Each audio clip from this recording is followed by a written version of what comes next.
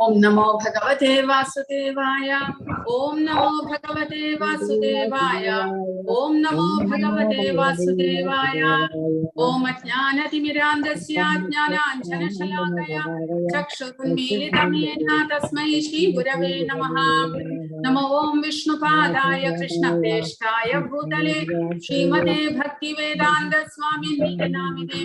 Namaste Saraswate Deve Gauravani Pracharine निर्विशेष शून्यवादी पाश्चात्य देश धारिणे.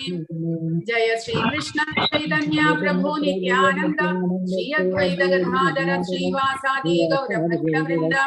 हरे कृष्ण कृष्ण कृष्ण हरे हरे, हरे राम राम राम हरे हरे. ഹരേ കൃഷ്ണ. എല്ലാവരും അവരവരുടെ ഓഡിയോ മ്യൂട്ട് ചെയ്യൂ ദയവായി. ഹരേ കൃഷ്ണ. അപ്പോൾ ഇന്ന് പരശുരാമ അവതാരമാണ് നമ്മൾ ക്ലാസ് എടുക്കുന്നത്. പക്ഷെ ഇത് മലയാളത്തിലേക്ക് ട്രാൻസ്ലേഷൻ ചെയ്തിട്ടില്ല, എങ്കിലും ഞാൻ മലയാളത്തിൽ ക്ലാസ് എടുക്കാം. അപ്പോൾ ചന്ദ്രവംശത്തെ കുറിച്ചാണ് പറയുന്നത്. പരശുരാമൻ അവതാരം ചന്ദ്രവംശത്തിലായിരുന്നു. ഭഗവാന്റെ ദശാവതാരങ്ങളിൽ ഒന്നാണ് പരശുരാമ അവതാരം. പക്ഷെ നമ്മൾ മനസ്സിലാക്കേണ്ടത് ഇവിടെ പരശുരാമൻ ബ്രാഹ്മണ പുത്രനായിരുന്നു, എങ്കിലും ക്ഷത്രിയമായിട്ടുള്ള കഴിവുകളുള്ള ഒരു പുത്രനായിരുന്നു പരശുരാമൻ. അതുകൊണ്ട് ക്ഷത്രിയമായിട്ടുള്ള കഴിവുകളെ അദ്ദേഹം കാണിക്കുകയുണ്ടായി. അപ്പോൾ അതെന്തുകൊണ്ടാണ് അങ്ങനെയാണ്? ഒരു ബ്രാഹ്മണന്, ഒരു ഋഷിക്ക് ക്ഷത്രിയനായിട്ടുള്ള സ്വഭാവങ്ങളോട് കൂടിയിട്ടുള്ള ഒരു പുത്രനെ എങ്ങനെ ജനിച്ചു? അത് നമ്മൾ മനസ്സിലാക്കണം. അത് ഒരു കഥയായിട്ടുണ്ട് ഇതിൽ, പരശുരാമന്റെ അവതാരത്തിന്റെ കഥ. അതുകൂടാതെ എന്തുകൊണ്ട് പരശുരാമൻ 21 തവണയാണ് അദ്ദേഹം ക്ഷത്രിയന്മാരെ ഇല്ലാതാക്കിയത് ഈ ഭൂമിയിൽ നിന്ന്? എന്തുകൊണ്ട് അദ്ദേഹം അങ്ങനെ ചെയ്തു? അതും നമ്മൾ മനസ്സിലാക്കണം. അപ്പോൾ ഭഗവാന്റെ അവതാരങ്ങളെല്ലാം തന്നെ ഭഗവാൻ ഭഗവത്ഗീതയിൽ പറയുന്നുണ്ട്.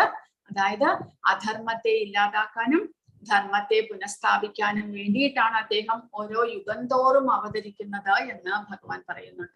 അതുപോലെ പരശുരാമ അവതാരവും ഭഗവാന്റെ ആ ഉദ്ദേശത്തെ തന്നെ നിർവഹിക്കുവാൻ വേണ്ടിയിട്ടാണ്. അതായത് അധർമ്മികളായിട്ടുള്ള ക്ഷത്രിയന്മാരെ സംഹരിക്കുവാൻ വേണ്ടിയിട്ട്, ധർമ്മം പുനഃസ്ഥാപിക്കുവാനായിട്ട് അദ്ദേഹം അവതരിച്ചു, പരശുരാമനായിട്ട്. പിന്നീട് ഇനി ഒരു കാര്യം നമ്മൾ മനസ്സിലാക്കേണ്ടത്, പരശുരാമൻ ഭഗവാന്റെ എന്ത് അവതാരമായിരുന്നു, ഏത് ഗുണത്തിലായിരുന്നു അദ്ദേഹം അവതരിച്ചത്? അത് നമ്മൾ മനസ്സിലാക്കണം. അപ്പോൾ ഭഗവത്ഗീതയിലെ 4-ാമത്തെ അധ്യായത്തിൽ പ്രഭുപാദ വിവരിക്കുന്നുണ്ട്. ഭഗവാൻ അനേകം അവതാരങ്ങൾ എടുക്കുന്നുണ്ട്. അതിനെക്കുറിച്ച് പ്രഭുപാദ വിവരിക്കുന്നുണ്ട്. ഏതെല്ലാം അവതാരങ്ങളാണ് ഭഗവാൻ എടുക്കുന്നത്? ഭഗവാൻ വിഷ്ണുമൂർത്തികളായിട്ട് അവതരിക്കുന്നുണ്ട്, ശരിയാണ്. പക്ഷെ അതെല്ലാം വൈകുണ്ഠ ലോകങ്ങളിൽ. പക്ഷെ അദ്ദേഹം ഭൂമിയിൽ അവതരിക്കുന്നു ഓരോ ആവശ്യത്തിനായിക്കൊണ്ട്. ഓരോ പ്രത്യേക പരിതസ്ഥിതികളിൽ ഭഗവാൻ വിഷ്ണു ഇവിടെ അവതരിക്കുന്നുണ്ട്. അതെല്ലാം ഏതെല്ലാം അവതാരങ്ങളായിട്ടാണ് എന്ന് പ്രഭുപാദ പറയുന്നുണ്ട്. ഭഗവാന്റെ പുരുഷ അവതാരങ്ങളുണ്ട്, ഭഗവാന്റെ ഗുണ അവതാരങ്ങളുണ്ട്, ഭഗവാന്റെ ലീല അവതാരങ്ങളുണ്ട്, ഭഗവാന്റെ ശക്തിയാവേശ അവതാരങ്ങളുണ്ട്. അതുകൂടാതെ അദ്ദേഹം പല പല ആചാര്യന്മാരായിട്ട്, ഇപ്പോൾ വ്യാസദേവനായിട്ട് അദ്ദേഹം അവതരിച്ചു, ആചാര്യനായിട്ടാണ് അദ്ദേഹം അവതരിച്ചത്. അതുപോലെ അദ്ദേഹത്തിന്റെ ഗുണങ്ങളെല്ലാം അനന്തമായതുപോലെ അദ്ദേഹത്തിന്റെ അവതാരങ്ങളും അനന്തമാണ്. അപ്പോൾ പുരുഷ അവതാരങ്ങളായിട്ട് ഭഗവാൻ സൃഷ്ടിക്ക് വേണ്ടിയിട്ട് കാരണോദകശായ വിഷ്ണു, ഗർഭോദകശായ വിഷ്ണു, ക്ഷീരോദകശായ വിഷ്ണു ആയിട്ട് അവതരിക്കുന്നു. അതുപോലെ ഗുണ അവതാരങ്ങളായിട്ട് സത്വം, രജസ്, തമസ് എന്നീ 3 പ്രാപഞ്ചിക ഗുണങ്ങളെ സ്വീകരിച്ചുകൊണ്ട് സൃഷ്ടി, സ്ഥിതി, സംഹാരത്തിനായിക്കൊണ്ട് അദ്ദേഹം ബ്രഹ്മ, വിഷ്ണു, മഹേശ്വരന്മാരായിട്ട് അവതരിക്കുന്നു. അതുപോലെ തന്നെ ലീലാവതാരങ്ങൾ, ഭഗവാൻ ഈ ഭൂമിയിൽ ഓരോ യുഗത്തിലും പല പല ലീലകൾ പ്രകടിപ്പിച്ചുകൊണ്ട്, ഇപ്പോൾ മത്സ്യ, കൂർമ്മ, വരാഹ, നരസിംഹ, വാമന, അതുപോലെ ശ്രീരാമചന്ദ്രൻ, ശ്രീകൃഷ്ണൻ, ഇവരെല്ലാം അങ്ങനെ പലതരത്തിലുള്ള, അത് മാത്രമല്ല ഭാഗവതത്തിൽ ഇതിലും കൂടുതൽ വിസ്തരിക്കുന്നുണ്ട്. അങ്ങനെ ലീലാവതാരങ്ങൾ അദ്ദേഹം എടുക്കുന്നു. ഓരോ സമയത്തും ഓരോ അവതാരത്തിന് പിന്നിലും ഓരോ ഉദ്ദേശവും ഉണ്ടാകും. അതുപോലെ പരശുരാമൻ ഭഗവാന്റെ ശക്തിയാവേശ അവതാരമാണ്. ശക്തിയാവേശ അവതാരം എന്നാൽ ഭഗവാന്റെ അനന്തമായിട്ടുള്ള ശക്തിയെ ഇവിടെ പ്രകടിപ്പിക്കുന്നു. അപരിമേയമായിട്ടുള്ള, ഒരിക്കലും താരതമ്യപ്പെടുത്തുവാൻ സാധ്യമാകാത്ത വിധത്തിലുള്ള ഭഗവാന്റെ ശക്തിയെ പ്രകടിപ്പിക്കുകയാണ് പരശുരാമൻ ഇവിടെ ചെയ്യുന്നത്. അപ്പോൾ ഭഗവാൻ പരശുരാമൻ ഭഗവാൻ വിഷ്ണുവിന്റെ ശക്തിയാവേശ അവതാരമാണ്. അപ്പോൾ അദ്ദേഹം എന്തിനു വേണ്ടിയിട്ട് ഇവിടെ അവതരിച്ചു, എന്തായിരുന്നു അദ്ദേഹത്തിന്റെ ലീലകൾ, അതെല്ലാമാണ് ഈ പരശുരാമ അവതാരത്തിലൂടെ നമ്മൾ പഠിക്കുന്നത്. ജയദേവ ഗോസ്വാമി ദശാവതാരത്തിന്റെ സ്തുതികൾ ഉണ്ടാക്കിയിട്ടുണ്ട്. അതിൽ പരശുരാമ അവതാരത്തെ കുറിച്ച് ഇവിടെ വിവരിക്കുന്നു. ക്ഷത്രിയ രുധിരമയേ ജഗദപഗത പാപം സ്നപയസി പയസി ശമിത ഭവതാപം കേശവധൃത ഭൃഗുപതി രൂപ ജയ ജഗദീശ ഹരേ ജയ ജഗദീശ ഹരേ ജയ ജഗദീശ ഹരേ. കേശവധൃത ഭൃഗുപതി രൂപ എന്നാണ് പരശുരാമനെ പറയുന്നത്. ഭൃഗുപതി, അദ്ദേഹം കേശവൻ ആരായിട്ട് ഭൃഗുപതി രൂപത്തിൽ അവതരിച്ചിരിക്കുന്നു. അദ്ദേഹത്തെ ജയ ജഗദീശ ഹരേ, ജഗദീശനാണ് അദ്ദേഹം. ഈ ലോകത്തിന്റെ മുഴുവൻ ഈശ്വരനാണ് അദ്ദേഹം. അങ്ങനെയുള്ള അദ്ദേഹം എന്തിനു വേണ്ടിയിട്ട് അവതരിച്ചു? ക്ഷത്രിയ രുധിരമയേ ജഗത് അപഗത പാപം. ക്ഷത്രിയന്മാർ, എങ്ങനെയുള്ള ക്ഷത്രിയന്മാർ?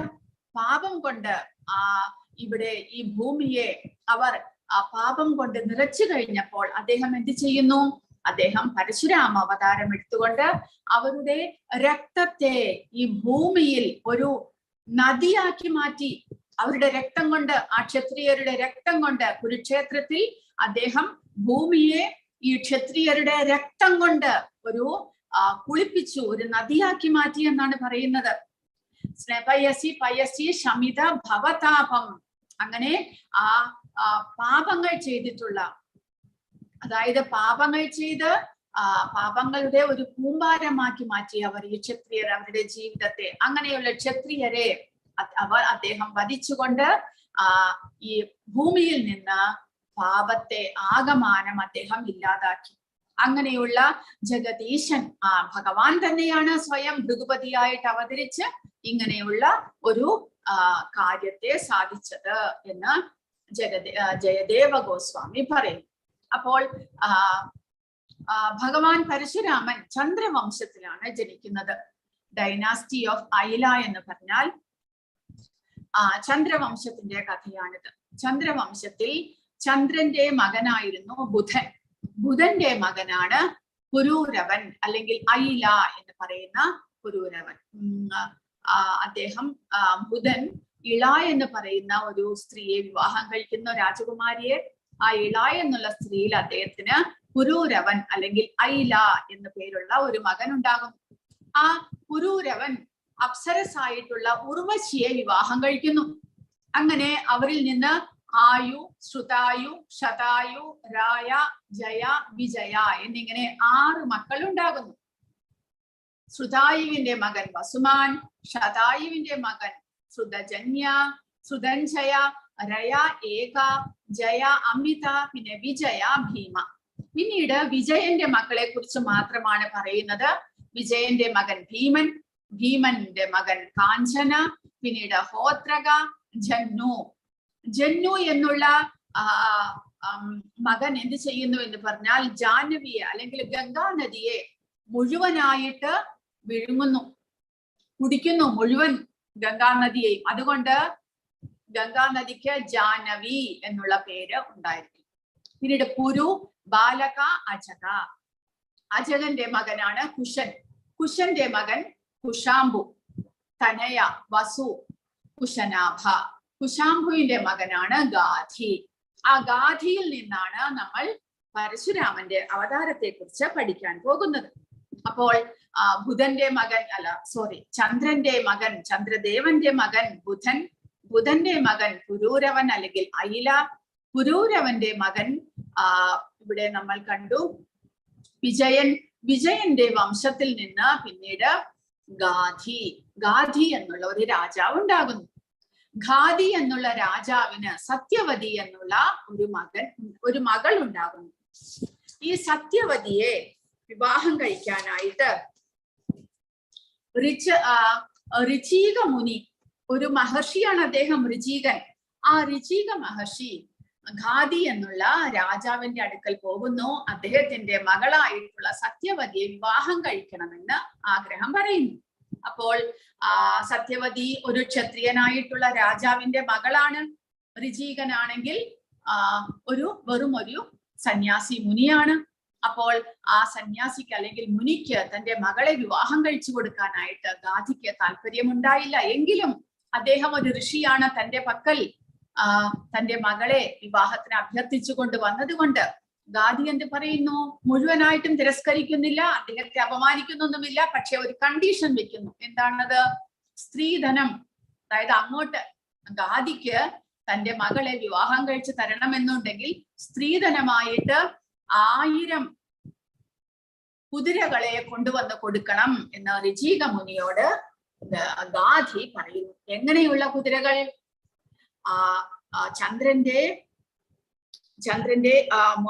ഇതുപോലെ, ചന്ദ്രന്റെ നിലാവ് പോലെ പരിശുദ്ധമായിട്ടുള്ള അല്ലെങ്കിൽ അതുപോലെ വെളുത്തതായിട്ടുള്ള കുതിരകൾ. പിന്നെയോ ആ കുതിരകൾക്ക് ഏതെങ്കിലും ഒരു ചെവി, ഇടത്തോ വലത്തോ ചെവി മാത്രം കറുത്തതായിരിക്കണം. അപ്പോൾ ഇത് കേട്ടപ്പോൾ തന്നെ ഋചീക മുനിക്ക് മനസ്സിലായി, ഇദ്ദേഹത്തിന്റെ ആ ഉദ്ദേശം മനസ്സിലായി. എന്തെങ്കിലും തന്റെ വിവാഹം കഴിപ്പിക്കാതിരിക്കാനുള്ള ഒരു നടപടിയായിട്ടാണ് അദ്ദേഹത്തിന് തോന്നിയത്. കാരണം എന്തെങ്കിലും ഒരു കാരണം പറഞ്ഞുകൊണ്ട് ഈ മുനിക്ക് തന്റെ മകളെ വിവാഹം കഴിച്ചു കൊടുക്കാതിരിക്കാൻ വേണ്ടിയിട്ട് ഗാന്ധി ഇങ്ങനെ ഒരു ഉപായം പറയുകയാണ്. അതായത് ചന്ദ്രന്റെ നിലാവ് പോലത്തെ കളറുള്ള 1000 കുതിരകൾ, 1-2 1000 കുതിരകൾ, അവയുടെ ഏതെങ്കിലും ഒരു ചെവി കറുത്തതുമായിരിക്കണം. പക്ഷേ ഋചീക മുനി എന്ത് ചെയ്യുന്നു?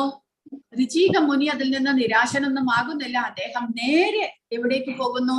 വരുണദേവന്റെ അടുത്തേക്ക് പോകുന്നു. വരുണദേവൻ സമുദ്രത്തിന്റെ അധിപതിയാണ്. അദ്ദേഹത്തിന്റെ അടുത്തേക്ക് പോയിട്ട് അദ്ദേഹത്തിനോട് അഭ്യർത്ഥിക്കുന്നു, ഇങ്ങനെ ഒരു സംഭവമുണ്ട്, എനിക്ക് 1000 കുതിരകളെ വേണം. വരുണദേവൻ അപ്പോൾ തന്നെ ഒരു നീരസവും പറയാതെ ഋചീക മുനിക്ക് 1000 കുതിരകളെ, ഇതേപോലെ കണ്ടീഷനുള്ള 1000 കുതിരകളെ കൊടുത്ത് പറഞ്ഞു വിടുന്നു. ഋചീക മുനി ആ 1000 കുതിരകളെയും കൊണ്ട് ഗാന്ധിയുടെ അടുക്കിലേക്ക് വരുന്നു. ഗാന്ധി രാജാവിന് പിന്നീട് നിവൃത്തിയില്ല, തന്റെ മകളെ ഋചീക മുനിക്ക് വിവാഹം കഴിച്ച് കൊടുക്കും. അതിനുശേഷം ഉണ്ടാകുന്നതാണ് വളരെ വ്യത്യസ്തമായിട്ടുള്ള ഒരു സംഭവം. കാരണം ഗാന്ധിക്ക് ആ സമയത്ത് ആൺമക്കൾ ഉണ്ടായിട്ടില്ല. അപ്പോൾ രാജ്യം ഭരിക്കാനായിട്ട് ഒരു മകൻ വേണം. അതുപോലെ തന്നെ ഋചീക മുനി സത്യവതി വിവാഹം കഴിച്ചു, അവർക്കും ഒരു മക്കളുടെ ആവശ്യമുണ്ട്. അപ്പോൾ എന്ത് ചെയ്യുന്നു? സത്യവതിയുടെ അമ്മ എന്ത് പറയുന്നു? ഋചീക മുനിയോട് പറയുന്നു, എനിക്ക് അങ്ങ് യജ്ഞം ചെയ്ത് ഒരു മകനുണ്ടാകാനുള്ള പ്രസാദമായിട്ട് എനിക്ക് തരണം. അതായത് ഭഗവാനെ ആരാധന ചെയ്ത് യജ്ഞത്തിലൂടെ അതിന്റെ പ്രസാദം സേവിച്ചു കഴിഞ്ഞാൽ നമുക്ക് ഐശ്വര്യത്തോടു കൂടിയുള്ള നല്ല ഗുണങ്ങളോട് കൂടിയുള്ള ഒരു മകൻ ഉണ്ടാകുന്നു. അപ്പോൾ ഋചീക മുനി എന്ത് ചെയ്യുന്നു? ഒരു ദിവസം രാവിലെ യജ്ഞങ്ങൾ ചെയ്ത് രാജാവിന് മകനുണ്ടായി, ക്ഷത്രിയ സ്വഭാവമുള്ള നല്ല ഗുണപാഠവുമുള്ള രാജ്യം ഭരിക്കാൻ തക്കതായ യോഗ്യതയുള്ള ഒരു മകൻ ഉണ്ടാകാനായിട്ടുള്ള മന്ത്രങ്ങളെല്ലാം ചൊല്ലി ഭഗവാന് ഹവിസർപ്പിച്ച് പ്രസാദം മാറ്റിവെക്കുന്നു. തന്റെ ഭാര്യയ്ക്ക്, തനിക്ക് ഒരു ബ്രാഹ്മണ സ്വഭാവമുള്ള നല്ല ശാന്തനായിട്ടുള്ള ബ്രാഹ്മണ സ്വഭാവമുള്ള ഭഗവാന്റെ ഭക്തനാകാൻ യോഗ്യതയുള്ള ഒരു മകൻ ഉണ്ടാകാനായിട്ടുള്ള മന്ത്രങ്ങളെല്ലാം ജപിച്ച് യജ്ഞങ്ങൾ ചെയ്ത് അതിൽ നിന്നുള്ള പ്രസാദവും മാറ്റിവെക്കുന്നു. ഈ 2 പ്രസാദവും മാറ്റിവെച്ചിട്ട് ഋചീക മുനി കുളിക്കാനായിട്ട് പോകുന്നു. ആ സമയത്ത് സത്യവതിയുടെ അമ്മയ്ക്ക് ഒരു ആലോചന ഉണ്ടാകുന്നു. അതായത് ഋചീക മുനി അദ്ദേഹത്തിന് മകൻ ഉണ്ടാകാൻ വേണ്ടിയിട്ട് വളരെയധികം ജപമെല്ലാം ചെയ്ത് നല്ല ശുദ്ധിയുള്ള ഒരു മകൻ ഉണ്ടാകാൻ വേണ്ടിയിട്ട് പ്രാർത്ഥിച്ചു കാണും. അപ്പോൾ അതുകൊണ്ട് ആ പ്രസാദം തനിക്ക് വേണം എന്ന് അമ്മ മകളോട് ആവശ്യപ്പെടുന്നു. അതായത് സത്യവതിയുടെ അമ്മ ആഗ്രഹിക്കുന്നു, നിനക്ക് വേണ്ടി മാറ്റിവെച്ചിട്ടുള്ള പ്രസാദം എനിക്ക് തരൂ. അപ്പോൾ കാരണം എന്റെ മകനാണ് രാജ്യം ഭരിക്കാൻ പോകേണ്ടത്. അപ്പോൾ ആ മകന് വളരെയധികം നല്ല ഗുണങ്ങൾ ഉണ്ടായിരിക്കണം. അപ്പോൾ നിന്റെ ഭർത്താവ് നല്ല മന്ത്രങ്ങൾ ചൊല്ലിയിട്ട് നിനക്ക് വേണ്ടിയിട്ട് നല്ല സൽപുത്രൻ ഉണ്ടാകാൻ വേണ്ടിയിട്ട് ആഗ്രഹിച്ചിരിക്കും. പക്ഷെ അതിനേക്കാൾ കുറവായിരിക്കും ചിലപ്പോൾ എനിക്ക് വേണ്ടി ജപിച്ചിരിക്കുന്നത്. അതുകൊണ്ട് നിനക്കായി മാറ്റിവെച്ചിട്ടുള്ള പ്രസാദം എനിക്ക് തരണം. അവിടെയാണ് കുഴപ്പമുണ്ടാകുന്നത്. അതായത് ഋചീകമുനി തന്റെ ഭാര്യയ്ക്ക് കൊടുക്കാൻ വെച്ചിരുന്നത് ഒരു ബ്രാഹ്മണ മകൻ ഉണ്ടാകാൻ വേണ്ടിയിട്ടുള്ള പ്രസാദമായിരുന്നു. എന്നാൽ സത്യവതിയുടെ അമ്മയ്ക്ക് മാറ്റിവെച്ചിരുന്നത് ഒരു ക്ഷത്രിയ സ്വഭാവമുള്ള മകൻ ഉണ്ടാകാൻ വേണ്ടിയിട്ട് മാറ്റിവെച്ചിരുന്ന പ്രസാദമായിരുന്നു. രണ്ടുപേരും അന്യോന്യം കൈമാറുന്നു. ഋചീകമുനി വരുന്നതിന് മുൻപേ രണ്ടുപേരും അന്യോന്യം കൈമാറി രണ്ടുപേരും ആ പ്രസാദം സേവിച്ചു. ഋചീകമുനി തിരിച്ചു വന്നപ്പോൾ ഈ സംഭവം അറിഞ്ഞ് വല്ലാതെ ദേഷ്യപ്പെട്ടു. അതായത് അദ്ദേഹം പറഞ്ഞു, ഞാനൊരു ബ്രാഹ്മണനാണ്, എനിക്ക് ഉണ്ടാകാൻ പോകുന്ന പുത്രൻ വളരെ ശക്തിശാലിയായ ഒരു ക്ഷത്രിയനായിരിക്കും. ഇത് കേട്ടപ്പോൾ സത്യവതിക്ക് വളരെയധികം വിഷമമായി.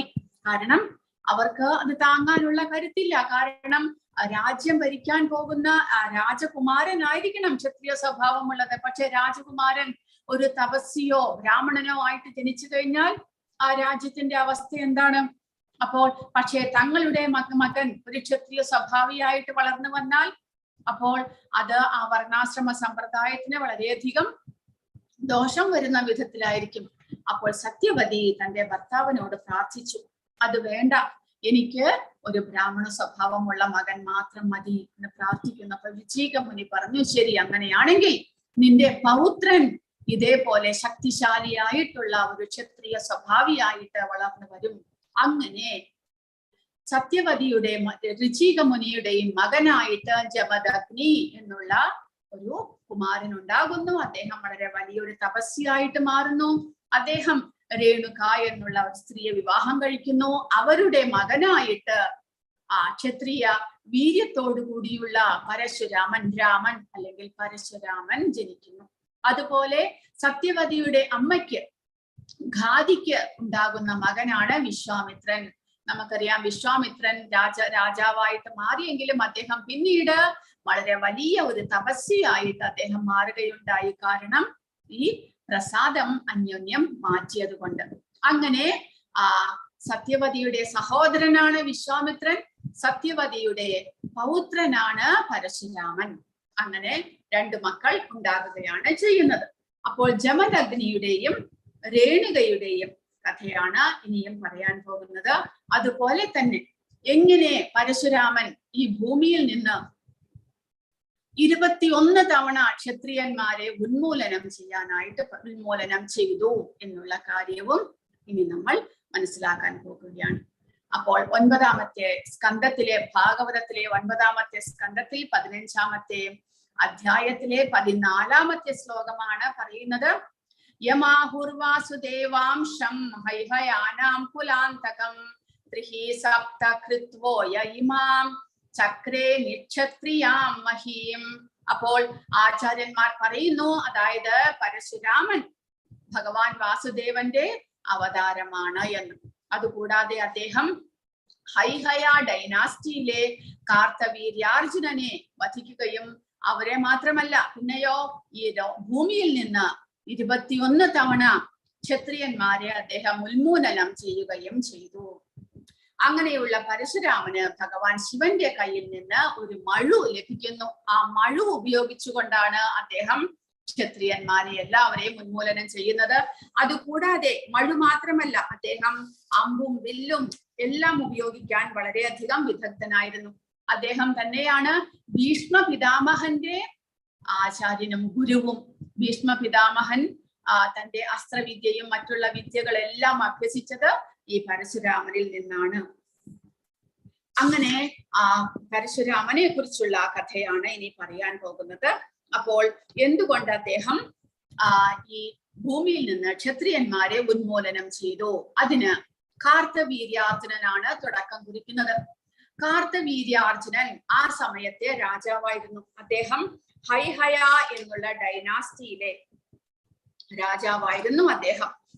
അപ്പോൾ ഈ ഹൈഹയ ഡൈനാസ്റ്റിയിലുള്ള കാർത്തവീര്യാർജുനൻ ദത്താത്രേയൻ, അതായത് ഭഗവാൻ ബ്രഹ്മ വിഷ്ണു മഹേശ്വരന്മാരുടെ ഒരുമിച്ചുള്ള ഒരു അവതാരമാണ് ദത്താത്രേയൻ എന്ന് പറയുന്നത്. ദത്താത്രേയൻ അത്രിമുനിയുടെയും അനസൂയയുടെയും മകനാണ് ദത്താത്രേയനായിട്ട് അവതരിക്കുന്നത്. അദ്ദേഹത്തിൽ തപസ് ചെയ്ത് വരം വാങ്ങിക്കുന്നു. എന്ത്? 1000 കൈകൾ. അപ്പോൾ കാർത്തവീര്യാർജുനന് 1000 കൈകൾ ഉണ്ടായിരുന്നു. ആ 1000 കൈകൾ വെച്ചുകൊണ്ട് അദ്ദേഹം എല്ലാവരെയും തോൽപ്പിച്ച് ഒരു വലിയ രാജാവായിട്ട് വാഴുന്ന സമയമായിരുന്നു. അങ്ങനെ അനേകം അദ്ദേഹത്തിന് യോഗസിദ്ധിയിലൂടെ അനേകം ശക്തികളും ലഭിച്ചിട്ടുണ്ട്.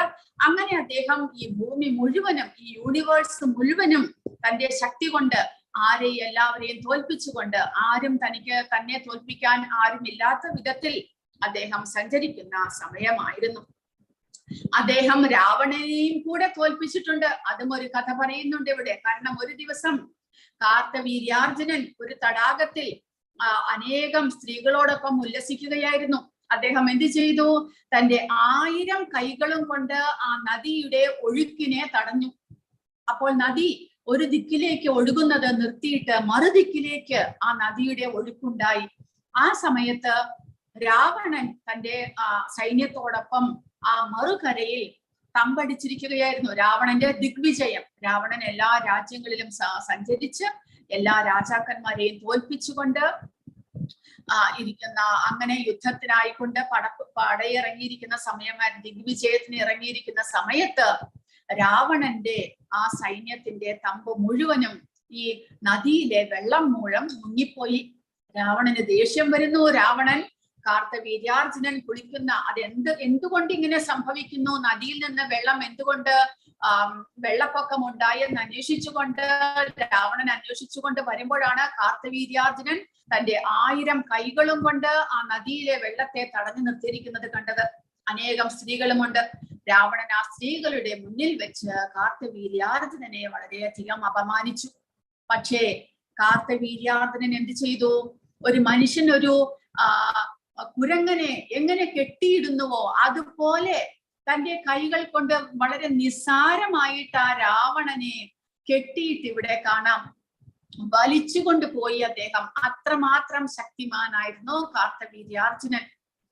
ആ രാവണനെ കെട്ടിയിട്ടു എന്നാണ് പറയുന്നത്. കെട്ടിയിട്ട് തന്റെ മഹിഷ്മതി എന്നുള്ള കൊട്ടാരത്തിലേക്ക്, ആ സിറ്റിയിലേക്ക് കൊണ്ടുവന്ന് അവിടെ ജയിലിൽ അടയ്ക്കുകയുണ്ടായി. പിന്നീട് എല്ലാം കഴിഞ്ഞപ്പോൾ അദ്ദേഹം തിരിച്ചു വന്ന പാവം എന്ന് തോന്നിയിട്ട് രാവണനെ ജയിലിൽ നിന്ന് പുറത്തേക്ക് വിട്ടു അത്രേ. അത്രമാത്രം ശക്തിമാനായിരുന്നു കാർത്തവീര്യാർജുനൻ. ആ കാർത്തവീര്യാർജുനൻ ജമദഗ്നിയെ, അതായത് പരശുരാമന്റെ അച്ഛനെ അപമാനിക്കുന്നു, അദ്ദേഹത്തെ ഒഫൻഡ് ചെയ്യുന്നു. എന്തായിരുന്നു കാര്യം? ഒരു ദിവസം ഈ കാർത്തവീര്യാർജുനൻ കാട്ടിലേക്ക് നായാട്ടിന് പുറപ്പെടുന്നു. തന്റെ അനേകം സൈന്യങ്ങളെയും എല്ലാം ഒരുമിച്ചുകൊണ്ട്, മന്ത്രിമാരുണ്ട്, സൈന്യങ്ങളുണ്ട്, കുതിരകളുണ്ട്, ആനകളുണ്ട്, എല്ലാവരും ഒരുമിച്ച് കാട്ടിൽ നായാട്ടിന് വരികയാണ്. നായാട്ടിന് വന്ന സമയത്ത് എന്താണ് സംഭവിക്കുന്നത്? അദ്ദേഹം അവിടെ ജമദഗ്നി മഹർഷിയുടെ ആശ്രമം കാണുന്നു. അവിടേക്ക് വരുന്നു എല്ലാവരും ഒരുമിച്ച്. ജമദഗ്നി മഹർഷി വളരെ വലിയ തപസ്വിയായിരുന്നു. അദ്ദേഹം ഭഗവാനെ ആരാധിച്ച് അനേകം ശക്തിയെല്ലാം സ്വീകരിച്ചിട്ടുണ്ട്. അതുപോലെ തന്നെ അദ്ദേഹത്തിന് കാമധേനു എന്നുള്ള ഒരു പശുവും ഉണ്ടായിരുന്നു. ഈ കാമധേനു എന്നുള്ള പശുവിന്റെ സ്പെഷ്യാലിറ്റി എന്താന്ന് വെച്ചാൽ, ആ കാമധേനുവിൽ നിന്ന് നമ്മൾ എന്ത് ആഗ്രഹിച്ചാലും ആ കാമധേനു നമുക്ക് തരുന്നു. കൽപ്പവൃക്ഷം പോലെ തന്നെ കാമധേനു അങ്ങനെ വളരെയധികം ശക്തിയുള്ള ഒരു പശുവാണ്. സ്വർഗത്തിലെ പശുവാണ് കാമധേനു.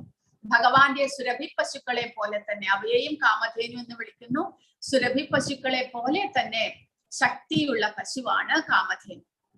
അപ്പോൾ ജമദഗ്നി മഹർഷി ഈ രാജാവിനെയും അദ്ദേഹത്തിന്റെ പരിവാരങ്ങൾ എന്ന് പറഞ്ഞാൽ അസംഖ്യം പേരുണ്ടാകും, എല്ലാവരെയും വിളിച്ച് ഇരുത്തുന്നു, എല്ലാവരെയും സൽക്കരിക്കുന്നു.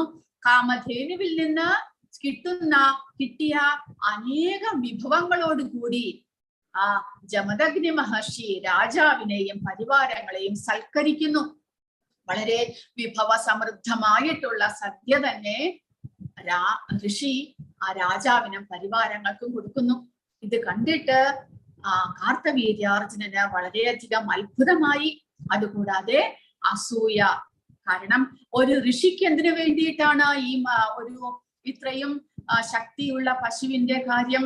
ഋഷിക്ക് അതിന്റെ ഒന്നും ആവശ്യമുള്ള ഈ പശു രാജാവിന്റെ സമ്പത്താകുകയാണ് വേണ്ടത്. കാരണം രാജാവാണ് രാജ്യം പരിപാലിക്കുന്നത്. രാജാവിനാണ് ഈ പശുവിന്റെ ആവശ്യം വരുന്നത്. അതുകൊണ്ട് അദ്ദേഹം ഉടനടി തന്റെ സേനയോട് പറയുന്നു, ഈ പശുവിനെ, കാമധേനുവിനെ കെട്ടിയിട്ട് തന്റെ കൊട്ടാരത്തിലേക്ക് കൊണ്ടുപോകാൻ. ആ കാമധേനു ആ ഋഷിയുടെ എല്ലാ പൂജയ്ക്ക് വേണ്ടിയിട്ടുള്ള എല്ലാ കാര്യങ്ങൾക്കും സഹായിച്ചുകൊണ്ട് അവിടെ സ്വതന്ത്രയായിട്ടാണ് ജീവിച്ചു കൊണ്ടിരുന്നത്. വളരെ സന്തോഷവതിയായിട്ട് അതിനൊരു കുഞ്ഞുമുണ്ടായിരുന്നു. പക്ഷേ രാജാവ് അതിനെ കെട്ടിയിട്ട് വലിച്ചുകൊണ്ട് കൊണ്ടുപോകുമ്പോൾ ആ പശു വളരെയധികം ദയനീയമായിട്ട് കരയുകയുണ്ടായി. പക്ഷെ ഋഷിക്ക് ഒന്നും തന്നെ ചെയ്യാൻ സാധിച്ചില്ല. ഈ സമയത്ത് പരശുരാമൻ കാട്ടിലേക്ക് പോയിരിക്കുകയായിരുന്നു. അതുകൊണ്ടാണ് ഇങ്ങനെയെല്ലാം സംഭവിച്ചത്. പരശുരാമൻ തിരിച്ചു വരുന്നു. പരശുരാമൻ തിരിച്ചു വന്നപ്പോൾ എന്താണ് അറിഞ്ഞത്? ഇങ്ങനെ കാമധേനുവിനെ കാർത്തവീര്യാർജുനൻ പിടിച്ചു കൊണ്ടുപോയിരിക്കുന്നു. അദ്ദേഹം എന്ത് ചെയ്തു? തം ആപതന്തം ഭൃഗുവര്യമോജസ ധനുർധരം ബാണപരാശ്വധായുധം ഐനേയ ചാർമാംബരം അർക്കധാം ഭവീർ യുധം ജഠാഭിർ ദദൃശേ പുരീം വിഷൻ.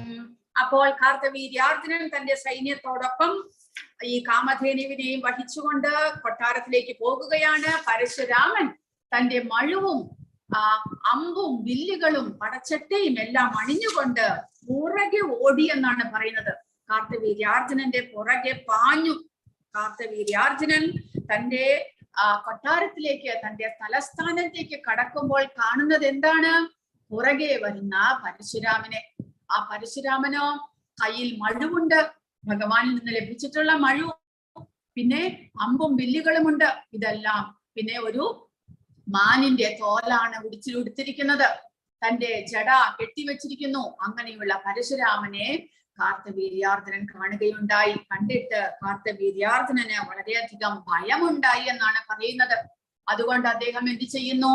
തന്റെ 17 അക്ഷൗഹിണികളെ, അതായത് ഒരേ ഒരു പരശുരാമനാണ് തന്നോട് യുദ്ധം ചെയ്യാൻ വന്നിരിക്കുന്നത്. പക്ഷേ കാർത്തവീര്യാർജുനൻ തിരിച്ച് ആ പരശുരാമനെ നേരിടാനായിട്ട് 17 അക്ഷൗഹിണികളെയാണ് അയച്ചത്. 17 അക്ഷൗഹിണി. എന്തൊക്കെയാണ് ഒരു അക്ഷൗഹിണിയിൽ ഉണ്ടാകുന്നത്? ഇവിടെ കൊടുത്തിരിക്കുന്നു. 21,870 രഥങ്ങൾ, 21,870 ആനകൾ, 1,09,350 കാൽ പടയാളികൾ, 65,610 കുതിരപ്പടയാളികൾ. ഇത്രയും ആണ് ഒരക്ഷൗഹിണിയിൽ. ഇങ്ങനത്തെ 17 അക്ഷൗഹിണികളെ പരശുരാമനെ നേരിടാനായിട്ട് കാർത്തവീര്യാർജുനൻ അയച്ചു. അപ്പോൾ നമുക്ക് മനസ്സിലാക്കാം അതിൽ നിന്ന് ആ ക്ഷത്രിയന്മാർ എത്രമാത്രം അഹങ്കാരികളും ദുഷ്ടന്മാരുമായിരുന്നു എന്ന്. കാരണം ഒരു തപസ്വിയുടെ, ഒരു മുനിയുടെ പശുവിനെ അംഗീകാരമില്ലാതെ, അനുമതിയില്ലാതെ വലിച്ചു കൊണ്ടുപോകുകയും ചെയ്തു. അതുകൂടാതെ അതിനെ ചോദിക്കാൻ വന്ന അദ്ദേഹത്തിന്റെ മകനെ നേരിടാൻ 17 അക്ഷൗഹിണി പടയാളികളെ നിയോഗിക്കുന്നു. അല്ലാതെ പരശുരാമനെ സ്വീകരിച്ച്, തെറ്റ് സമ്മതിച്ച്, അദ്ദേഹത്തോട് സംസാരിച്ച്, അദ്ദേഹത്തിന്റെ അനുമതിയോടുകൂടി ആ പശുവിനെ വേണമെങ്കിൽ അവിടെ വെക്കാമായിരുന്നു. അല്ലെങ്കിൽ അദ്ദേഹം അനുമതി നൽകിയില്ലെങ്കിൽ തിരിച്ചു കൊടുക്കാമായിരുന്നു. അത്രയും താഴ്മയില്ലാതെ അഹങ്കാരികളായി മാറിയിരിക്കുന്നു ആ സമയത്തെ ക്ഷത്രിയന്മാർ. അപ്പോൾ അങ്ങനെയുള്ള 17 അക്ഷൗഹിണി പടയെയും പരശുരാമൻ വെറും തന്റെ കൈ കൊണ്ട് ഇല്ലാതാക്കി എന്നാണ് പറയുന്നത്. ഒറ്റയ്ക്ക്. അതാണ് എങ്ങനെയാണ് പരശുരാമൻ ഒറ്റയ്ക്ക് ഇങ്ങനെ ഇവരെ ഓടിച്ചത് എന്നുള്ളതിന് ഇവിടെ ഒരു ശ്ലോകം പറയുന്നുണ്ട്. അതായത് മനസ്സിന്റെ വേഗത്തിൽ, കാറ്റിന്റെ വേഗത്തിലാണ് അത്രേ പരശുരാമൻ അവരെ നേരിട്ടത്. കാരണം 17 അക്ഷൗഹിണി എന്ന് പറഞ്ഞാൽ നിസ്സാരനല്ല. അപ്പോൾ അദ്ദേഹം ആ സൈന്യത്തിന്റെ നടുവിൽ പോയിട്ട് മനസ്സുകൊണ്ട്, മനസ്സിന്റെ വേഗത്തിൽ, നമ്മുടെ മനസ്സ് എത്രമാത്രം വേഗത്തിൽ ഒരു നിമിഷം കൊണ്ട് അമേരിക്കയിലേക്കും ഇംഗ്ലണ്ടിലേക്കും എല്ലാം പോകുന്നു, അതുപോലെ മാനസികമായ വേഗത്തിൽ നമുക്ക് വേണമെങ്കിൽ ഭഗവാന്റെ ഗോലോക വൃന്ദാവനത്തിലേക്കും എത്താം. എത്രമാത്രം ദൂരമുണ്ട് ഭഗവാന്റെ ധാമം, എങ്കിലും നമ്മൾ മനസ്സുകൊണ്ട് ചിന്തിക്കുന്നു നമ്മൾ ഭഗവാന്റെ ധാമത്തിലേക്ക് പോകുന്നു എന്ന്. അതുപോലെ അതേ വേഗത്തിൽ, ലൈറ്റിനെക്കാട്ടിലും പ്രകാശത്തെക്കാൾ വേഗത കൂടിയതാണ് മനസ്സിന്റെ വേഗത എന്ന് പറയുന്നുണ്ട്. അപ്പോൾ അതേ വേഗത്തിൽ പരശുരാമൻ ഈ പടയാളികളെ എല്ലാം തന്നെ ഒരു നിമിഷം കൊണ്ട് ഇല്ലാതാക്കുകയാണ് ചെയ്തത് എന്നാണ് ഇവിടെ പറയുന്നത്. യതോ യതോ സോ പ്രഹരത് പരശ്വതോ മനോ അനിലൗജാഹം പരചക്രസൂദനഃ തതസ്തതശ്ചിന്ന ഭുജോരു കന്ധര നിപേതുർവ്യാം ഹതസൂദവാഹനാഃ. പരശുരാമ ഈ ആയുധാഭ്യാസത്തിൽ വളരെയധികം ശക്തിമാനായിരുന്നു. അദ്ദേഹം മനസ്സിന്റെയും കാറ്റിന്റെയും വേഗത്തിലാണ് പ്രവർത്തിച്ചത് എന്നാണ് പറയുന്നത്. അങ്ങനെ അദ്ദേഹം തന്റെ മഴുകൊണ്ട് തന്റെ ശത്രുക്കളായിട്ടുള്ള ആ സൈന്യാധിപന്മാരെ, സൈനികരെ മുഴുവനും ഒറ്റയടിക്കില്ലാതാക്കി. അങ്ങനെ അവിടെ മുഴുവനും അവരുടെ ആ ശത്രുക്കളുടെ കാലുകൾ, കൈകൾ, ഷോൾഡേഴ്സ്, പിന്നെ ആ രഥങ്ങൾ, പിന്നെ കുതിരകൾ, ആനകൾ, ഇതെല്ലാം തന്നെ ഒരു നിമിഷം കൊണ്ട് അവിടെ ആ സ്ഥലം മുഴുവനും ആ ശവശരീരങ്ങൾ നിറഞ്ഞു പൊങ്ങി എന്നാണ് പറയുന്നത്. അതിനുശേഷമോ അദ്ദേഹം എന്ത് ചെയ്തു? ഇതെല്ലാം കണ്ടുകൊണ്ട് കാർത്തവീര്യാർജുനൻ പരശുരാമനെ നേരിടാനായിട്ട് വന്നു. ഇത്രയും കണ്ടിട്ടും അദ്ദേഹത്തിന് മതിയായില്ല. അദ്ദേഹം ആ പരശുരാമനെ തടഞ്ഞില്ല. പിന്നെയോ ആ പരശുരാമനെ നേരിടാനായിട്ട് തന്റെ 1000 കൈകളും 1000 കൈകളിലും അമ്പും വില്ലുകളും പിടിച്ചുകൊണ്ട് കാർത്തവീര്യാർജുനൻ വരുന്നു. പക്ഷേ കാർത്തവീര്യാർജുനനെയും ഒറ്റയ്ക്ക് തന്നെ പരശുരാമൻ നേരിടുന്നു.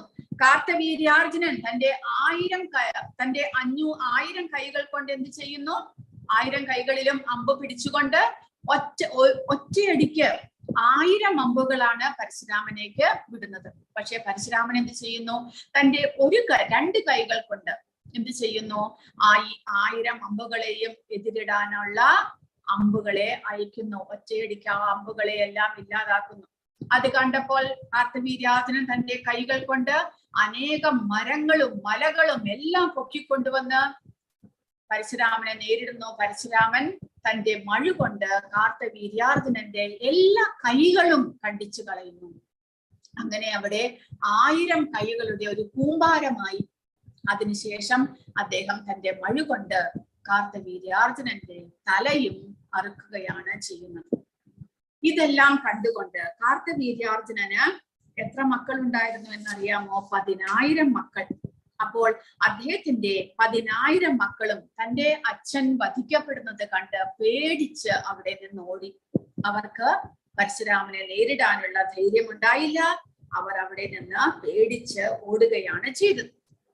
പക്ഷേ ഇതെല്ലാം കേട്ടിട്ട് പരശുരാമന്റെ അച്ഛൻ ജമദഗ്നി മഹർഷിക്ക് സന്തോഷമുണ്ടായില്ല.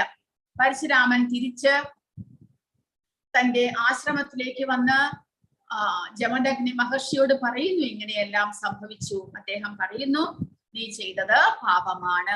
കാരണം രാജാവ് ഭഗവാന്റെ പ്രതിനിധിയായിട്ടാണ് രാജ്യം ഭരിക്കുന്നത്. അദ്ദേഹത്തെ കൊല്ലുക എന്നുള്ളത് പാപമാണ്. പക്ഷെ അദ്ദേഹം ആ രാജാവ് പാപങ്ങൾ ചെയ്തിട്ടുണ്ട്. അദ്ദേഹത്തെ കൊന്നത് ശരിയാണ് എന്ന് നമ്മൾ വാദിച്ചാലും ചെയ്ത കൃത്യം പാപമായതുകൊണ്ട് നിങ്ങൾ അനേകം തീർത്ഥാടനങ്ങളിലേക്ക് പോയിട്ട് തീർത്ഥത്തിൽ കുളിച്ച് ശുദ്ധി വരുത്തണമെന്ന് ജമദഗ്നി മഹർഷി പറയുന്നു. അങ്ങനെ അദ്ദേഹം 1 വർഷത്തെ തീർത്ഥാടനത്തിനായിട്ട് പോകുന്നു. പരശുരാമൻ അദ്ദേഹം തീർത്ഥാടനത്തിന് പോയി എല്ലാ നദികളിലും കുളിച്ച് പരിശുദ്ധനായിട്ട് തിരിച്ചു വരികയുണ്ടായി. അപ്പോൾ എന്തുകൊണ്ട് കാർത്തവീര്യാർജുനനെ ഭഗവാൻ വധിച്ചു എന്നിവിടെ കൊടുത്തിരിക്കുന്നു. കാരണം കാർത്തവീര്യാർജുനൻ വളരെയധികം അഹങ്കാരിയായി പോയി. അപ്പോൾ ഭൗതിക തലത്തിലെ അനേകം ഓപ്പുലൻസ്, ഐശ്വര്യങ്ങൾ നമുക്ക് കിട്ടിയാലും നമ്മൾ അതുമൂലം അഹങ്കാരികളായി മാറിക്കഴിഞ്ഞാൽ ഭഗവാനിൽ നിന്നുള്ള ശിക്ഷ നമുക്ക് തീർച്ചയായിട്ടും ലഭിക്കും. ഇതാണ് നമ്മൾ മനസ്സിലാക്കേണ്ടത്. പരശുരാമന്റെ ഈ കഥയിൽ നിന്ന് മനസ്സിലാക്കേണ്ടത്. അങ്ങനെ ജമദഗ്നി മഹർഷി പരശുരാമനോട് തീർത്ഥാടനത്തിലേക്ക് പോകാൻ പറയുന്നു. അങ്ങനെ അദ്ദേഹം 1 വർഷം തീർത്ഥാടനത്തിന് പോയി പരിശുദ്ധനായിട്ട് അദ്ദേഹം തിരിച്ചു വരികയുണ്ടായി. അപ്പോൾ അദ്ദേഹം ഭഗവാന്റെ തന്നെ അവതാരമാണെങ്കിലും നമുക്ക് വഴി കാണിച്ചു തരാനായിട്ട് അദ്ദേഹത്തിന്റെ കർത്തവ്യമാണ് അദ്ദേഹം ചെയ്തത്. അധർമ്മത്തെ ഇല്ലാതാക്കി ധർമ്മത്തെ പുനഃസ്ഥാപിക്കാൻ വേണ്ടിയിട്ടാണ് അദ്ദേഹം ഇതിങ്ങനെ ചെയ്തതെങ്കിലും തന്റെ അച്ഛന്റെ നിർദ്ദേശപ്രകാരം അദ്ദേഹം തീർത്ഥാടനത്തിന് പോയി ഇതെല്ലാം പരിശുദ്ധനായിട്ട് തിരിച്ചു വരികയുണ്ടായി. പക്ഷേ തിരിച്ചു വന്നപ്പോൾ എന്ത് സംഭവിക്കുന്നു? ഒരു ദിവസം അദ്ദേഹം എന്തുണ്ടായി എന്ന് വെച്ച് കഴിഞ്ഞാൽ, ജമദഗ്നി മഹർഷി വളരെയധികം തപസ്യെല്ലാം ചെയ്തിട്ട് വളരെയധികം പവർഫുൾ ആയിരുന്നു എങ്കിലും അദ്ദേഹവും ഒരു തെറ്റ് ചെയ്യുകയുണ്ടായി. അതായത് അദ്ദേഹത്തിന്റെ ഭാര്യ രേണുക ദിവസവും അടുത്തുള്ള നദിയിൽ പോയി ഇദ്ദേഹത്തിന് പൂജയ്ക്ക് വേണ്ടിയിട്ടുള്ള ശുദ്ധമായിട്ടുള്ള ജലം വഹിച്ചു കൊണ്ടുവരുമായിരുന്നു. ഒരു ദിവസം അവർ അങ്ങനെ പോകുന്ന വഴിക്ക് ആ നദിയിൽ തന്നെ വേറൊരു ഗന്ധർവൻ അവിടെ കുളിച്ചുകൊണ്ട് നിൽക്കുന്നത്, അപ്സരസുകളുമായിട്ട് കുളിച്ചുകൊണ്ട് നിൽക്കുന്നത് കാണുകയും രേണുകയ്ക്ക് ഒരു നിമിഷം മനസ്സിന് ഒരു വിഭ്രാന്തി ഉണ്ടാക്കുകയും ചെയ്തു. അങ്ങനെ അവർ തന്റെ ഭർത്താവിന്റെ പൂജയുടെ സമയത്ത് തിരിച്ചു വരാനായിട്ട് സാധിച്ചില്ല. അവർ വൈകിപ്പോയി. പെട്ടെന്നത് മനസ്സിലാക്കിയിട്ട് രേണുക ജലവും എടുത്തുകൊണ്ട് തിരിച്ചു വന്നെങ്കിലും അവർ വൈകിയതും തന്റെ മനസ്സിനുണ്ടായിട്ടുള്ള ആ പാകപ്പിഴവും മൂലം അവർ വളരെയധികം അപ്സെറ്റായി. അവർ തന്റെ ഭർത്താവിന്റെ സമീപം കൈകൂപ്പിക്കൊണ്ട് നിന്നു. ഇപ്പോൾ ജമദഗ്നി മഹർഷിക്ക് മനസ്സിലായി തന്റെ ഭാര്യയിൽ നിന്ന് തെറ്റുണ്ടായിരിക്കുന്നു. അദ്ദേഹം എന്ത് ചെയ്തു? ആ ഭാര്യ കളങ്കിതയായി പോയതുകൊണ്ട്, മാനസികമായിട്ടാണെങ്കിലും കളങ്കിതയായി പോയതുകൊണ്ട് തന്റെ മക്കളോട് പറയുന്നു, തന്റെ ഭാര്യയെ, നിങ്ങളുടെ അമ്മയെ നിങ്ങൾ വധിക്കണം. പക്ഷെ അവരാരും അത് കേട്ടില്ല. അപ്പോൾ പരശുരാമനോട് ജമദഗ്നി മഹർഷി പറഞ്ഞു, നീ നിന്റെ അമ്മയെ വധിക്കുക, കാരണം അവർ കളങ്കിതയാണ്, അമ്മയെയും സഹോദരങ്ങളെയും, കാരണം സഹോദരങ്ങളും താൻ പറഞ്ഞത് കേട്ടില്ല എന്ന്. അപ്പോൾ പരശുരാമൻ അറിയാം ജമദഗ്നി മഹർഷി വളരെയധികം കഴിവുള്ള ആളാണ്, വളരെയധികം മന്ത്രങ്ങളും ഇതെല്ലാം സ്വായത്തമാക്കി വളരെയധികം ശക്തിയുണ്ട്, ആത്മീയമായിട്ടുള്ള ശക്തിയുള്ള ആളാണ്. അദ്ദേഹത്തെ അനുസരിച്ചു കഴിഞ്ഞാൽ പിന്നീട് തന്റെ അമ്മയെയും സഹോദരങ്ങളെയും ജീവിപ്പിച്ചെടുക്കാൻ സാധിക്കും എന്ന അറിവുള്ളത് കൊണ്ട്, അങ്ങനെയുള്ള ആത്മീയമായിട്ടുള്ള ബുദ്ധിയുള്ളത് കൊണ്ട് പരശുരാമൻ എന്ത് ചെയ്തു? തന്റെ അമ്മയെയും സഹോദരങ്ങളെയും വധിച്ചു. അത് കണ്ട് സന്തുഷ്ടനായിട്ട് ജമദഗ്നി മഹർഷി മകനോട് എന്താണ് വരം വേണ്ടത് എന്ന് ചോദിച്ചു. അപ്പോൾ പരശുരാമൻ പറയുന്നു, തന്റെ അമ്മയും സഹോദരങ്ങളും ഉയർത്തെഴുന്നേൽക്കണം, പക്ഷെ അവരുടെ മനസ്സിൽ ഈ കാര്യങ്ങളൊന്നും തന്നെ ഓർമ്മയുണ്ടാകാൻ പാടില്ല. അപ്പോൾ അത് കേട്ടിട്ട് ജമദഗ്നി മഹർഷി പരശുരാമന് വേണ്ടിയിട്ട് അങ്ങനെ ഒരു കാര്യം സാധിപ്പിച്ചു കൊടുത്തു. അങ്ങനെ പക്ഷേ ജമദഗ്നി മഹർഷി ഇങ്ങനെ ഒരു തെറ്റ് ചെയ്തു എന്നാണ് ഇവിടെ കൊടുത്തിരിക്കുന്നത്. അത് അദ്ദേഹത്തിന്റെ പക്കൽ നിന്നുണ്ടായിട്ടുള്ള ഒരു പാപമായിരുന്നു. അദ്ദേഹം എത്രമാത്രം ശക്തിശാലി തപസ്വിയായിരുന്നെങ്കിലും അദ്ദേഹം ഇങ്ങനെ ഒരു തെറ്റ് ചെയ്തത് കൊണ്ട് അദ്ദേഹത്തിന് എന്ത് സംഭവിച്ചു? ഈ കാർത്തവീര്യാർജുനന്റെ മക്കൾ എന്ത് ചെയ്തു? പരശുരാമൻ ഇല്ലാതിരുന്ന സമയത്ത്, ജമദഗ്നി മഹർഷി തപസ് ചെയ്തുകൊണ്ടിരുന്ന, മെഡിറ്റേഷനിൽ ഇരുന്ന സമയത്ത് വന്നിട്ട് അവർ ജമദഗ്നി മഹർഷിയുടെ തല കണ്ടിച്ചു കളയുന്നു, അദ്ദേഹത്തെ വധിക്കുന്നു. അദ്ദേഹത്തിന്റെ അമ്മ, പരശുരാമന്റെ അമ്മ അവരുടെ കാൽക്കൽ വീണ് കീഴുന്നു, അങ്ങനെ ചെയ്യരുത് എന്ന്. പക്ഷേ ആ മക്കൾ അവരെല്ലാവരും തന്നെ, ആ ക്ഷത്രിയന്മാർ അത്രമാത്രം അധപ്പതിച്ചു പോയിരുന്നു. അവർ അതൊന്നും കേട്ടില്ല. അവർ ആ ഒരു വലിയ ഒരു പാപം ചെയ്യുന്നു. അങ്ങനെ ആ രേണുക അവിടെ നിന്ന് കരയുന്നു. തന്റെ മകനെ വിളിച്ച് രാമൻ ഓടി വന്ന് നോക്കുമ്പോൾ ഇങ്ങനെയാണ് കണ്ടത്. അപ്പോൾ ഇതെല്ലാം തന്നെ ഇവിടെ കൊടുത്തിരിക്കുന്നത്, ജമദഗ്നി മഹർഷി വളരെയധികം തപസ്സെല്ലാം ചെയ്തിട്ട് ശക്തിശാലിയായിരുന്നെങ്കിലും ഈ ചെറിയ തന്റെ പാവപ്പെട്ട, അതായത് നിഷ്കളങ്കയായിട്ടുള്ള ഭാര്യയോട് ഇങ്ങനെ ഒരു തെറ്റ് ചെയ്തത് കൊണ്ട് ആ തെറ്റിന്റെ ഫലം അദ്ദേഹം അനുഭവിക്കേണ്ടതായിട്ട് വന്നു. പരശുരാമനാണെങ്കിലോ, പരശുരാമൻ ഈ കാർത്തവീര്യാർജുനൻ ഒരു അഹങ്കാരി ആയിരുന്നെങ്കിലും അങ്ങനെയുള്ള ക്ഷത്രിയന്മാരെ വധിച്ചതും എങ്കിലും അത് തെറ്റായത് കൊണ്ട് അദ്ദേഹത്തെ എന്താണ് തീർത്ഥാടനത്തിന് വേണ്ടിയിട്ട് തന്റെ അച്ഛൻ പറഞ്ഞു വിടുകയാണ് ചെയ്തത്. അങ്ങനെ ഇവിടെ പ്രഭുപാദ പറയുന്നത് നമ്മൾ നമ്മുടെ ജീവിതത്തിൽ വളരെയധികം കോഷ്യസ് ആയിരിക്കണം എന്ന് പറയുന്നു. കാരണം നമ്മൾ അറിയാതെ അനേകം തെറ്റുകൾ ചെയ്യുന്നുണ്ട്. ചെറിയ ചെറിയ ഉറുമ്പുകൾ മുതൽക്ക് പല വിധത്തിലുള്ള ജീവികളെയും നമ്മുടെ കാൽ കൊണ്ട് നമ്മൾ ചവിട്ടി മെതിച്ച് പോകുന്നുണ്ട്. അത് നമ്മൾ അറിയാതെ നിവൃത്തിയില്ലാതെ ചെയ്യുന്നതാണ്, അറിയാതെ ചെയ്യുന്നതാണ്. പക്ഷെ അറിഞ്ഞുകൊണ്ട് ഒന്നും ചെയ്യാതിരിക്കുക. കാരണം ആ പാപത്തിന് പരിഹാരമായിട്ട് പിന്നീട് നമ്മൾ അതെല്ലാം തന്നെ അനുഭവിക്കേണ്ടതായിട്ട് വരും. അപ്പോൾ അതുകൊണ്ട് വേദങ്ങളിൽ നിന്ന് നമ്മൾ പഠിക്കേണ്ട ഒരു ലെസണാണ്. നമ്മൾ വളരെ വളരെ ശ്രദ്ധയോടുകൂടിയുള്ള ഒരു ജീവിതമാണ് നമ്മൾ നയിക്കേണ്ടത്. അപ്പോൾ പരശുരാമന്റെ അച്ഛനെ ഇങ്ങനെ അവർ കാർത്തവീര്യാർജുനന്റെ മക്കൾ വന്ന് വധിച്ചത് കൊണ്ട് പരശുരാമൻ എന്ത് ചെയ്യുന്നു? തന്റെ സഹോദരന്മാരോട് അച്ഛന്റെ ജഡത്തെ സൂക്ഷിച്ചു വെക്കാൻ പറഞ്ഞിട്ട് അദ്ദേഹം തന്റെ മഴുവും എടുത്തുകൊണ്ട് ആ കൊട്ടാരത്തിലേക്ക് പോകുന്നു. അവിടെയുള്ള മക്കളെ, രാജകുമാരന്മാരെ എല്ലാവരെയും അദ്ദേഹം ഒറ്റയടിക്ക് വധിക്കുകയാണ് ചെയ്യുന്നത്. അങ്ങനെ അവരെയെല്ലാം വധിച്ചിട്ട് എന്ത് ചെയ്യുന്നു? അവിടെ ഒരു രക്തത്തിന്റെ ഒരു പുഴ തന്നെ ഉണ്ടായി എന്നാണ് പറയുന്നത്. അത്രമാത്രം അദ്ദേഹത്തിന് മനസ്സിൽ ആ ക്ഷത്രിയന്മാരോടുള്ള ആ ഒരു ദേഷ്യം അത്രമാത്രം ഉണ്ടായി.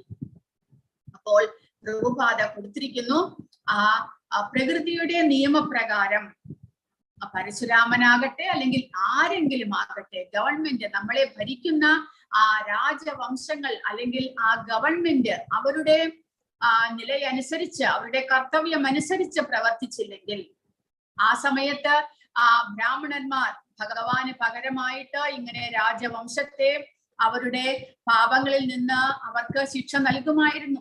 പക്ഷെ ഇപ്പോഴാണെങ്കിലോ, ഇപ്പോൾ ഭഗവാന്റെ ആ ഒരു പ്രകൃതിയുടെ ശക്തി മൂലമാണ് നമുക്ക് ഇങ്ങനെ ഇവിടെ ഇപ്പോൾ വെള്ളപ്പൊക്കമാകട്ടെ അല്ലെങ്കിൽ വരൾച്ചയാകട്ടെ ഇതെല്ലാം ഉണ്ടാകുന്നത് ആ രാജ്യഭരണത്തിന്റെ കഴിവുകേട് കൊണ്ടാണ് എന്ന് പറയുന്നു.